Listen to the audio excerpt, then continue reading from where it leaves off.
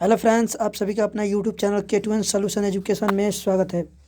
आज आप सभी के बीच लेकर आए हैं 28 फरवरी के महत्वपूर्ण प्रश्न, जो कि ये बहुत ही महत्वपूर्ण सेशन होने वाला है। तो बिना टाइम वेस्ट किए हुए चलते हैं अपने उन महत्वपूर्ण प्रश्नों की ओर और देखने की जानने की कोशिश करते हैं। उससे पहले मैं आप सभी के बीच एक मोटिवेशनल स्पीच रखना चाहूँगा कि हौसलों के तरकश में कोशिशों का वह तीर जिंदा रखो। हौसलों के तरकश में कोशिशों का वह तीर जिंदा रखो। हार जाओ चाहे ज़िंदगी में सब कुछ, फिर से जीतने की उम्मीद जिंदा रखो। तो इसी के साथ चलते हैं अपने उन प्रश्नों की ओर जो देखने की जानने की कोशिश करते हैं। आज का पहला प्रश्न है कि राष्ट्रीय विज्ञान दिवस कब मनाया जाता है। ठीक है, तो ये राष्ट्रीय विज्ञान दिवस जो है वो 28 फरवरी यानी कि आज के दिन ही मनाया जाता है। 28 फरवरी को मनाया जाता है। आइए जानने की कोशिश करते हैं कि ये किसके उपलक्ष्य में मनाया जाता है। इसके इम्पोर्टेंट पॉइंट के बारे में जानते हैं। तो देखिए, राष्ट्रीय विज्ञान 28 फरवरी को पूरे भारत में मनाया जाता है। ठीक है, इसका सेकेंड इम्पोर्टेंट पॉइंट है कि प्रसिद्ध भारतीय वैज्ञानिक सर चंद्रशेखर वेंकट रमन या सीवी रमन ने 1928 में इस तीन रमन प्रभाव की खोज की थी। तो उन्हीं के उपलक्ष्य में ये जो है हर साल क्या राष्ट्रीय विज्ञान दिवस मनाया जाता है। ठीक है, इसका अगला इम्पोर्टेंट पॉइंट है कि सर सीवी रमन को उनकी खोज के लिए 1929 में भौतिकी का नोबेल पुरस्कार दिया गया था। ठीक है, तो उन्हें एक बार नोबेल भी पुरस्कार मिला है जो भौतिकी के क्षेत्र में दिया गया था। कब? 1930 में। इसका अगला इम्पोर्टेंट पॉइंट है कि इस खोज के सम्मान में और वैज्ञानिकों को श्रद्धांजलि के रूप में राष्ट्रीय विज्ञान दिवस 28 फरवरी 1987 को पहली बार मनाया गया था। तो पहली बार कब मनाया गया था? 28 फरवरी 1987 को। ठीक है, राष्ट्रीय विज्ञान दिवस। तो ये हर साल कब मनाया जाता है? 28 फरवरी को मनाया जाता है। तो ये जो दिख रहे हैं यही है सीवी रमन। इन्हीं के उपलक्ष्य में हर साल राष्ट्रीय विज्ञान दिवस मनाया जाता है। इसी के साथ चलते हैं नेक्स्ट प्रश्न की ओर। अगला प्रश्न है कि वर्ल्ड NGO डे कब मनाया गया है। तो ये जो है 27 फरवरी को, ऑप्शन नंबर बी, 27 फरवरी को मनाया गया है। आप लोगों से रिक्वेस्ट है कि वीडियो पसंद आ रहा हो तो लाइक करें और मेरे यूट्यूब चैनल में अंत तक बने रहें। देखिए, हर साल NGO वर्ल्ड दिवस जो है वो 27 फरवरी को मनाया जाता है। देखिए, इसका मनाने का उद्देश्य क्या है। ठीक है, तो देखिए, चैरिटी NPO CSO के अंदर और अधिक सक्रिय रूप से शामिल होने के लिए प्रेरित करना है। ठीक है, तो देखिए, इसका उद्देश्य जो है विश्व NGO दिवस का इसका उद्देश्य जो है चैरिटी NPO और CSO के अंदर और अधिक सक्रिय रूप से शामिल होने के लिए प्रेरित करना है और NGO और सार्वजनिक और निजी क्षेत्र दोनों के बीच अधिक से अधिक सहजीवन को प्रोत्साहित करना है। ठीक है, तो इसका मुख्य उद्देश्य यही है। देखिए, विश्व NGO दिवस को उद्देश्य सार्वभौमिक अवधारणा जश्न मनाने चिन्हित और दुनिया भर के विभिन्न गैर सरकारी संगठनों और उनके पीछे के लोगों को सहयोग करना है। ठीक है, तो वर्ल्ड NGO डे जो मनाया जाता है वो हर साल 27 फरवरी को मनाया जाता है। इसी के साथ चलते हैं नेक्स्ट प्रश्न की ओर। आपका अगला प्रश्न है कि गुरु रविदास जयंती कब मनाया गया है। तो वो जो है 27 फरवरी को। कब मनाया गया है? 27 फरवरी को गुरु रविदास जयंती मनाया गया है। आइए इसके उद्देश्य को जानते हैं। मनाने का उद्देश्य क्या है, किनके उपलक्ष्य में मनाते हैं। देखिए, इसका इम्पोर्टेंट पॉइंट यह है कि हर साल 27 फरवरी को जो है गुरु रविदास जयंती मनाया जाता है। इस साल 27 फरवरी 2021 को पूरे देश में गुरु रविदास जयंती मनाया गया है। इसका सेकंड इम्पॉर्टेंट पॉइंट है कि यह भक्ति आंदोलन के संत गुरु रविदास जाति व्यवस्था के उन्मूलन में प्रयास करने के लिए जाने जाते हैं। ठीक है, तो ये भक्ति आंदोलन के संत थे और ये गुरु जो है रविदास जाति व्यवस्था के उन्मूलन में प्रयास करने के लिए जाने जाते हैं। इनका अगला इम्पॉर्टेंट पॉइंट है कि वह कबीर दास के समकालीन थे और मीराबाई रविदास के शिष्य थे। तो ये जो है मीराबाई के शिष्य थे और कबीर दास के समकालीन थे। इसका अगला इम्पॉर्टेंट पॉइंट है कि सिख धर्म में उनके महत्व को इस तथ्य से निरूपित किया जाता है कि उनकी 40 कविताओं को पवित्र आदि ग्रंथ में शामिल किया गया था। ठीक है, तो इनके कितने कविताओं को 40। ठीक है, तो ये जो दिख रहे हैं यही है गुरु रविदास जी। ठीक है, इसी के साथ चलते हैं नेक्स्ट प्रश्न की ओर। अगला प्रश्न है कि सर आजीविका मेला का उद्घाटन किसने किया है? तो वो जो है नरेंद्र सिंह तोमर ने। Option number B, Narendra Singh Tomar ने आजीविका मेला का उद्घाटन किया है। आइए इसके इम्पोर्टेंट पॉइंट के बारे में जान लेते हैं। तो इम्पोर्टेंट पॉइंट नंबर फर्स्ट, कृषि और किसान कल्याण मंत्री नरेंद्र सिंह तोमर ने 26 फरवरी 2021 को नोएडा हाट में सरस आजीविका मेला 2021 का उद्घाटन किए हैं। यह ग्रामीण विकास मंत्रालय द्वारा 26 फरवरी से 14 मार्च 2021 तक आयोजित किया जा रहा है। ठीक है, तो ये कब से कब तक? तो 26 फरवरी से 14 मार्च तक।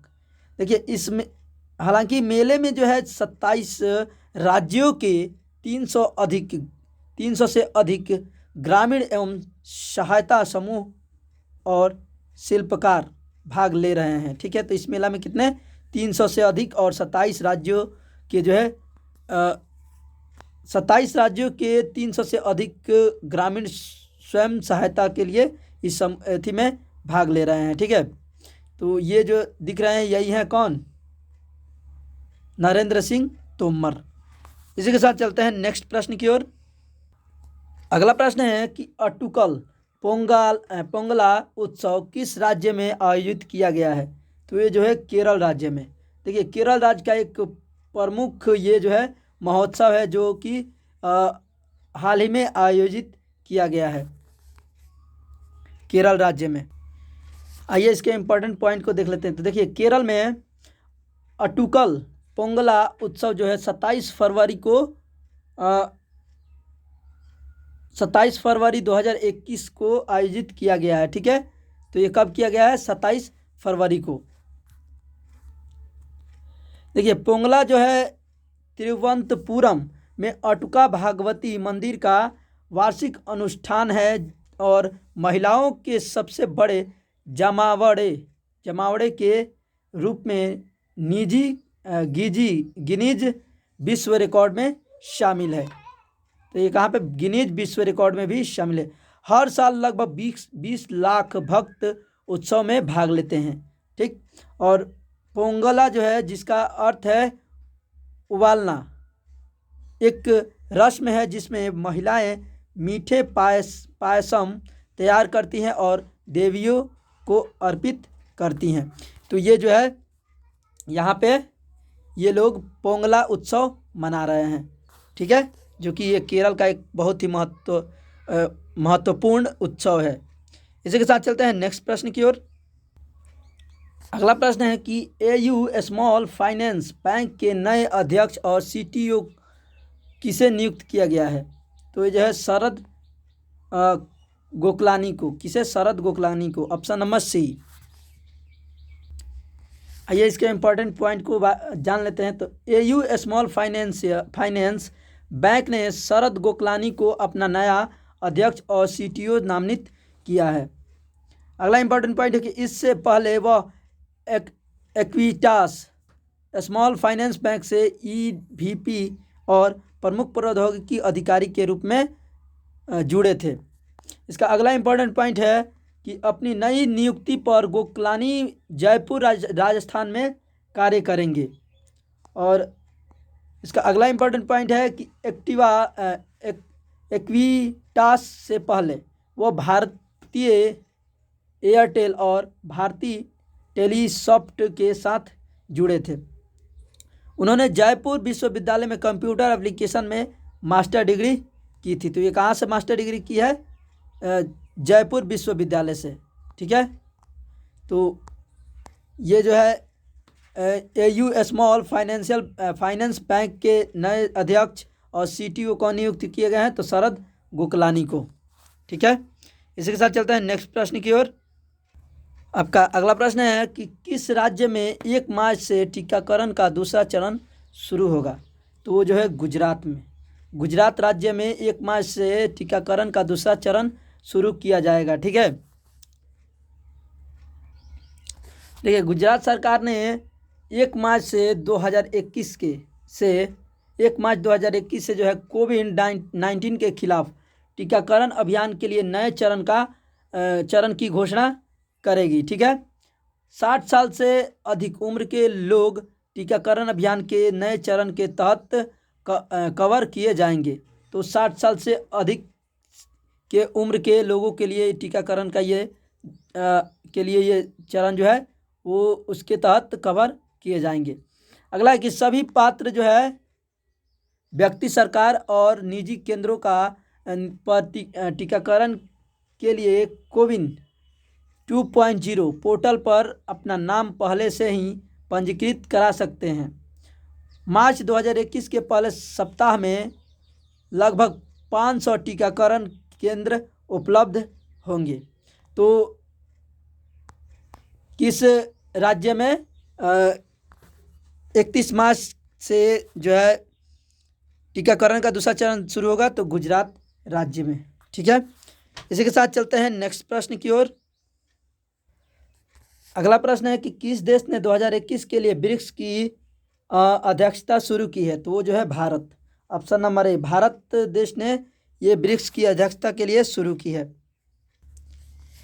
देखिए इसका इम्पोर्टेंट पॉइंट है कि भारत ने 25 फरवरी 2021 को 3 दिवसीय शेरपाओं की बैठक के उद्घाटन के साथ अपनी ब्रिक्स अध्यक्षता शुरू की है। इस समूह में ब्राज़ील, रूस, यानी कि देखिए ब्रिक्स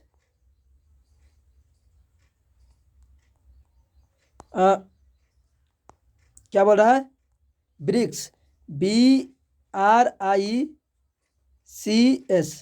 ब्रिक्स यानी कि B से ब्राज़ील, R से रूस, I से इंडिया, C से चीन और S से साउथ अफ्रीका। ठीक है, तो इस समूह में कौन कौन से देश शामिल है? ब्राज़ील, रूस, इंडिया, चीन और दक्षिण अफ्रीका शामिल है। ये सदस्य क्षेत्र में अपने महत्वपूर्ण प्रभाव के लिए जाने जाते हैं। अगला इंपॉर्टेंट पॉइंट है कि 2009 के बाद से ब्रिक्स की संबंधित सरकारें वार्षिक औपचारिक शिखर सम्मेलन आयोजित करती है। इसका अगला इंपॉर्टेंट पॉइंट है कि 12वां ब्रिक्स सम्मेलन जो है 17 नवंबर 2020 को रूस द्वारा कोविड-19 महामारी के बीच आयोजित किया गया था। तो ये जो 12वां कब किया गया था? 17 नवंबर 2020 में, जब कोविड-19 का दौर चल रहा था तब ये आयोजित किया गया था। तो ब्रिक्स का अध्यक्ष का शुरुआत किसने किया है? तो भारत ने। ठीक है, भारत ने किया है। और ब्रिक्स का मतलब यहाँ पे पता ही चल जाएगा कौन कौन से देश इसमें शामिल है। तो B से ब्राज़ील, R से रूस, I से इंडिया, C से चीन और S से साउथ अफ्रीका। ठीक है, इसी के साथ चलते हैं नेक्स्ट प्रश्न की ओर। अगला प्रश्न है कि अंतर्राष्ट्रीय पुस्तक मेला का 39वां संस्करण किस शहर में शुरू किया गया है? तो वो जो है अगरतला में शुरू किया गया है। देखिए इसका इम्पोर्टेंट पॉइंट है कि अगरतला अंतर्राष्ट्रीय पुस्तक मेले का 39वां संस्करण जो है वो 26 फरवरी 2021 को शुरू हुआ है। ठीक है, इसका अगला इम्पोर्टेंट है कि इसका थीम, तो देखिए इस पुस्तक मेले का थीम जो है वो आमादेर त्रिपुरा सर्वश्रेष्ठ सृष्टा त्रिपुरा, और जिसका अर्थ है हमारा त्रिपुरा सर्वश्रेष्ठ त्रिपुरा है। ठीक है, तो इसका थीम क्या है? हमारा त्रिपुरा सर्वश्रेष्ठ त्रिपुरा रखा गया है। इसका अगला इंपॉर्टेंट पॉइंट है कि सैनिक मेले के हिस्से के रूप में प्रत्येक दिन बांग्लादेश, सिक्किम रहित पूर्वोत्तर राज्यों से आने वाली सांस्कृतिक टुकड़ियाँ विभिन्न सांस्कृतिक कार्यक्रम करेगी। ठीक है, तो ये जो है 39वां अंतर्राष्ट्रीय पुस्तक मेला का शुरुआत कहाँ किया गया है? तो अगरतला में किया गया है। इसी के साथ चलते हैं नेक्स्ट प्रश्न की ओर। आपका नेक्स्ट प्रश्न है कि इंडिया टाइल फेयर 2021 का उद्घाटन किसने किया है? तो वो जो है नरेंद्र मोदी ने। ठीक है, ऑप्शन नंबर बी, किसने किया है? नरेंद्र मोदी ने। देखिए, इसका इंपॉर्टेंट पॉइंट है कि प्रधानमंत्री नरेंद्र मोदी ने 27 फरवरी 2021 को वीडियो कॉन्फ्रेंसिंग के माध्यम से इंडिया टाइल फेयर 2021 का उद्घाटन किया है। ठीक है, इसका अगला इंपॉर्टेंट पॉइंट है कि 4 दिवसीय इस आयोजन का उद्देश्य खरीदारों, विक्रेताओं, छात्रों, शिक्षक और डिजाइनरों सहित सभी हितधारकों को एक आभासी मंच पर एक साथ लाना है। ठीक है, तो इसका उद्देश्य क्या रखा गया है कि खरीदारों, जितने भी खरीदारे हैं, विक्रेताओं हैं, छात्र हैं, शिक्षक हैं, डिजाइनर हैं, उन सभी को एक ही मंच पर एक साथ लाना है। ठीक है, इसका अगला इंपॉर्टेंट पॉइंट है कि 30 राज्य और केंद्र शासित प्रदेशों के 1000 से अधिक प्रदर्शक अपने उत्पादों का प्रदर्शन करेंगे। ठीक है, तो कितने राज्यों के? 30 राज्यों के और केंद्र शासित प्रदेशों के। ठीक, कितने? 1000 से अधिक प्रदर्शक जो है अपने उत्पादों का प्रदर्शन करेंगे। इसका अगला इंपॉर्टेंट पॉइंट है कि मेला 2 मार्च 2021 तक आयोजित किया जाएगा। और ये कब तक चलेगा? तो 2 मार्च 2021 तक चलेगा। इसका आयोजन कब हुआ है? तो 27 फरवरी को इसका आयोजन किया गया है। इसी के साथ चलते हैं नेक्स्ट प्रश्न की ओर। और ये जो है नरेंद्र मोदी है, जो कि भारत के अभी प्रधानमंत्री हैं। इसी के साथ चलते हैं नेक्स्ट प्रश्न की ओर। अगला प्रश्न है कि किस क्रिकेट खिलाड़ी ने सभी फॉर्मेट से संन्यास लेने की घोषणा की है? तो जो है Yusuf Pathan. Option number A, Yusuf Pathan ने घोषणा की है। ये इसका इंपॉर्टेंट पॉइंट है कि पूर्व भारतीय ऑलराउंडर खिलाड़ी यूसुफ पठान ने क्रिकेट के सभी फॉर्मेट से संन्यास लेने की घोषणा कर दी है। ठीक है, इसका अगला इंपॉर्टेंट है कि उन्होंने 2007 में अंतर्राष्ट्रीय क्रिकेट में डेब्यू करने के बाद से भारत के लिए 57 एक दिवसीय और 22 टी20 मैच खेले हैं। ठीक है, इसका अगला इंपॉर्टेंट पॉइंट है कि वह आईसीसी टी20 विश्व कप 2007 और आईसीसी क्रिकेट विश्व कप 2011 जीतने वाले भारतीय टीम का हिस्सा थे। ठीक है, इसका अगला इंपॉर्टेंट पॉइंट है कि इन्होंने भारत के लिए 810 ओडीआई रन और 236 टी20 रन बनाए हैं। इसका अगला इंपॉर्टेंट पॉइंट है कि इसके अलावा उन्होंने सीमित ओवरों के अंतर्राष्ट्रीय क्रिकेट में 46 विकेट भी लिए हैं। इसका अगला इंपॉर्टेंट पॉइंट है कि यूसुफ ने 100 प्रथम श्रेणी मैच खेले हैं, जिसमें 4825 रन बनाए और 201 विकेट लिए हैं। इसका अगला इंपॉर्टेंट पॉइंट है कि लिस्ट ए क्रिकेट में दाएं हाथ के बल्लेबाज ने 4797 रन बनाए और 199 मैचों में 124 विकेट हासिल किए हैं। इसका अगला इंपॉर्टेंट पॉइंट है कि वे भारत के लिए आखिरी बार मैच 2012 में दक्षिण अफ्रीका के खिलाफ जोहानिसबर्ग के एक दिवसीय मैच में खेले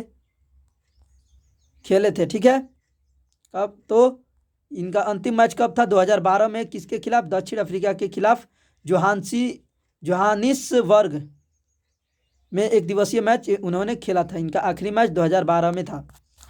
इसी के साथ तो ये जो दिख रहे हैं यही है कौन, यूसुफ पठान, इरफान पठान के भाई। इसी के साथ चलते हैं नेक्स्ट प्रश्न में। अगला प्रश्न है कि किस क्रिकेट खिलाड़ी ने सभी फॉर्मेटों से संन्यास लेने का ऐलान किया है। तो ये जो है option number C, are Vijay Kumar ने। किसने किया है, आर विजय कुमार ने। ये जो दिख रहे हैं यही है आर विजय कुमार। आइए इनके बारे में कुछ जान लेते हैं। देखिए इसका इंपॉर्टेंट पॉइंट है कि पूर्व भारतीय अंतर्राष्ट्रीय खिलाड़ी और कर्नाटक के कप्तान आर विनय कुमार ने क्रिकेट के सभी फॉर्मेटों से संन्यास का ऐलान कर दिया है।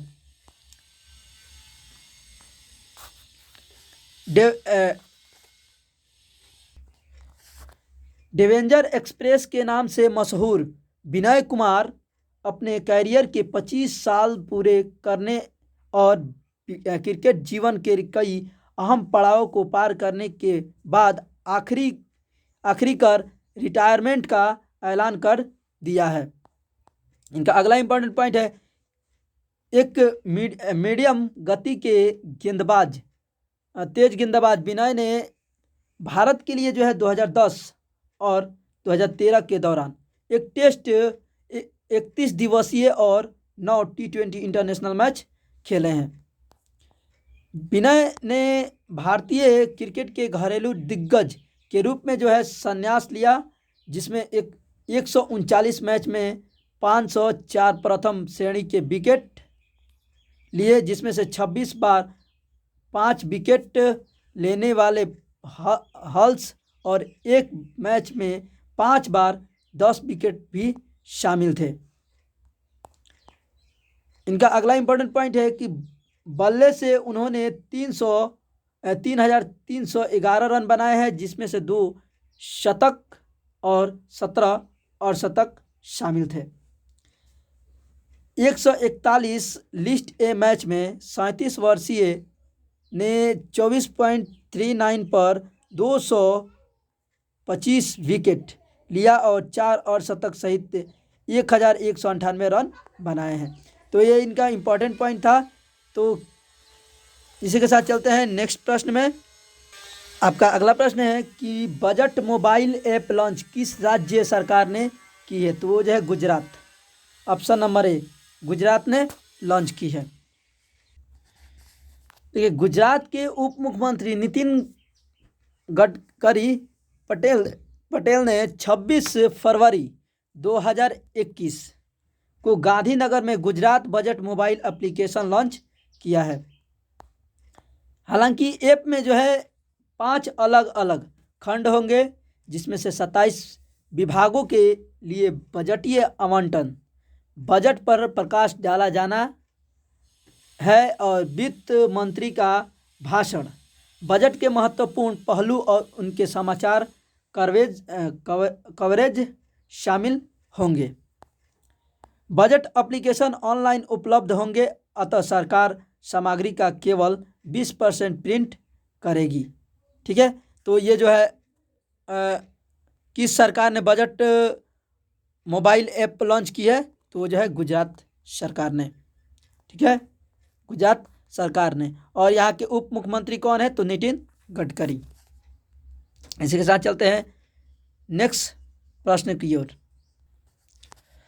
आज का आपका अंतिम प्रश्न है कि पद्मश्री मलयालम विष्णु नारायण नंबूत्री का निधन हुआ है, वह एक प्रसिद्ध क्या थे। तो वो एक प्रसिद्ध कवि थे। ठीक है,